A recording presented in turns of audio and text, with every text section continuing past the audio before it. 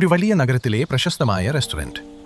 അവിടുത്തെ chef Alex ഉണ്ടാക്കുന്ന ഭക്ഷണത്തിന് പകരം വയ്ക്കാൻ മറ്റൊന്നില്ല.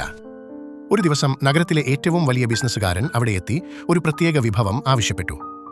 എന്റെ കുട്ടിക്കാലത്ത് കഴിച്ച അതേ രുചിയുള്ള ഒരു മീൻ കറി വേണം. ആലക്സ് തന്റെ എല്ലാ കഴിവുകളും ഉപയോഗിച്ച് ഏറ്റവും മികച്ച ചേരുവകൾ ചേർത്ത് കറിയുണ്ടാക്കി. പക്ഷേ അത് കഴിച്ച ബിസിനസ്സുകാരൻ പറഞ്ഞു, ഇതിനാ രുചിയില്ല.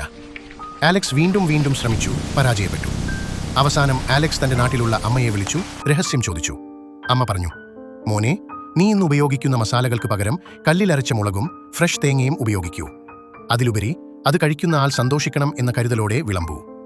ആലക്സ് പിറ്റേന്ന് അമ്മ പറഞ്ഞതുപോലെ പാകം ചെയ്തു. അതിൽ അലങ്കാരങ്ങളോ വില കൂടിയ മസാലകളോ ഉണ്ടായിരുന്നില്ല. അത് കഴിച്ച ബിസിനസ്സുകാരന്റെ കണ്ണുകൾ നിറഞ്ഞു.